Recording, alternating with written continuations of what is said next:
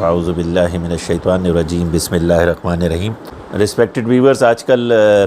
اکثر جو ہیں وہ گھروں کے اندر خاندانوں میں بہنوں کو بیٹیوں کو حصہ نہیں دیا جاتا، بلکہ اس کو بڑا معیوب سمجھا جاتا ہے۔ لوگوں کی کوشش یہ ہوتی ہے کہ کس طرح سے یہ اپنی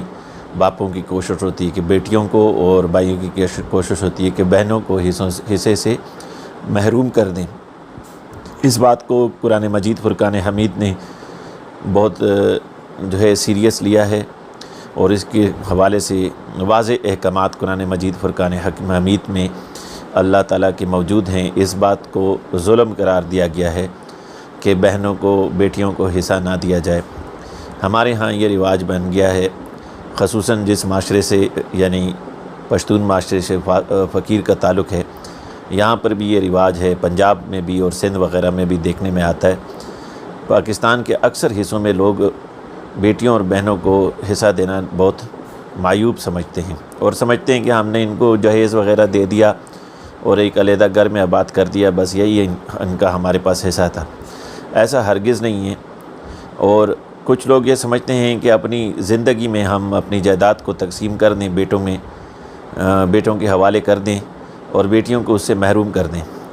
یہ لوگ سخت گناہگار ہیں، اللہ کے حضور ان کی پکڑ ہوگی۔ اللہ تعالیٰ نے اس بات کی اجازت نہیں دی ہے،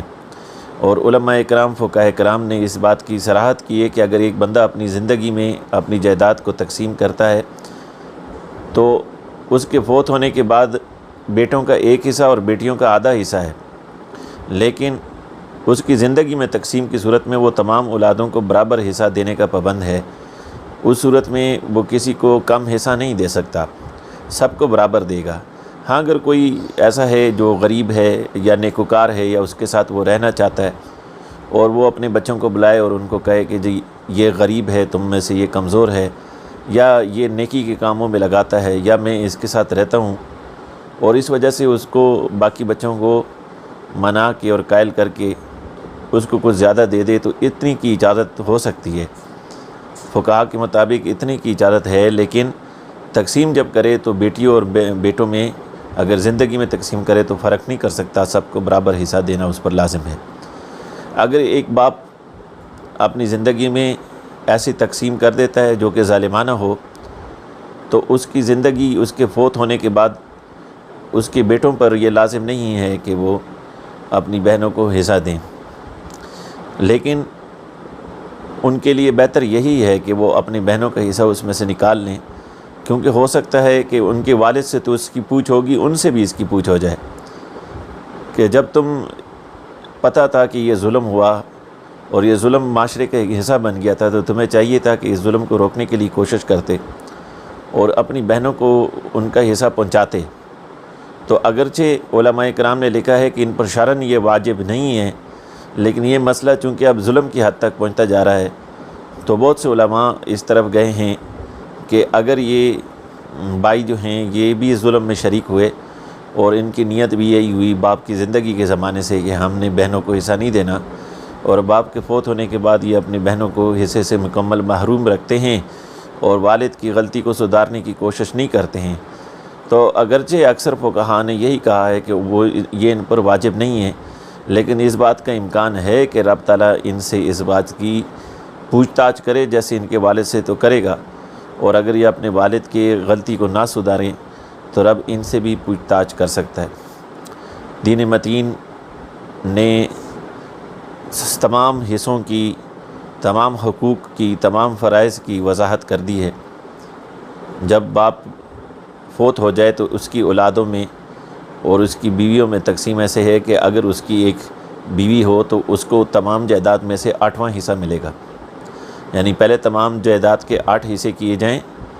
مثلا اگر ایک شخص کے پاس 80 لاکھ روپے ہیں تو 80 لاکھ میں سے 8واں حصہ بنتا ہے 10 لاکھ روپے، یہ اس کی بیوی کو مل جائیں گے۔ باقی کے جو 70 لاکھ رہ جائیں گے، اس میں سے اگر 2 بہنیں اور 1 بھائی ہے تو 2 بہنوں کو 1 حصہ اور 1 بھائی کو جو ہے 1 حصہ ملے گا، یا بھائی کو جو ہے نا بہنوں کے 2 کے برابر حصہ ملے گا، یعنی 2 بہنوں کو 1 حصہ 70 لاکھ میں سے آدھا 2 بہنوں کا ہو جائے گا اور آدھا ایک بھائی کا، تو 35 لاکھ روپے یہ جو ہے وہ 2 حصوں میں تقسیم ہو جائیں گے، اور جو بہنوں کا ہے وہ 35 کے مزید 17.5 اور 17.5 میں تقسیم ہو کے 2 بہنوں کو ملیں گے، اور بھائی کو پورا 35 کا حصہ مل جائے گا۔ اگر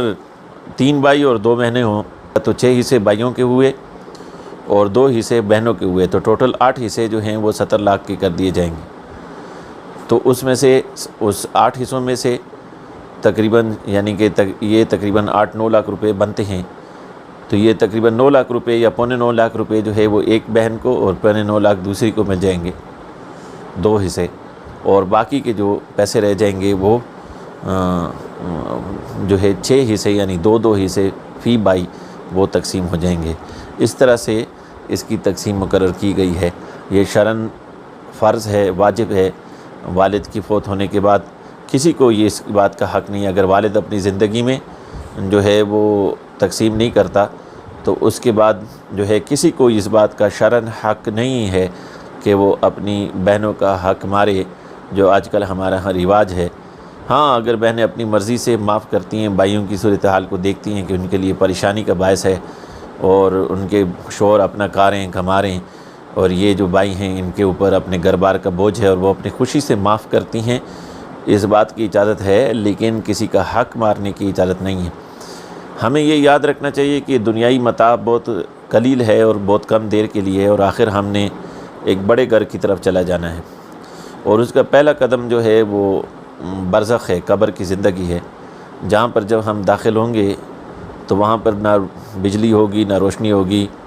نہ ہوا کا انتظام ہوگا۔ یہ ساری چیزیں ہم نے اپنے اعمال کی صورت میں اپنے ساتھ لے جانی ہیں۔ اس کا فیصلہ ہم نے پہلے سے کرنا ہے۔ ہم اپنے ساتھ سام بچھو لے جانا چاہتے ہیں یا ٹھنڈی ہوائیں ساتھ لے جانا چاہتے ہیں۔ اللہ تعالی ہماری اگلی تمام منازل کو آسان فرمائے اور ہمیں دین متین پر کما حق عمل کرنے کی توفیق نصیب فرمائے۔ وما توفیقی الا باللہ۔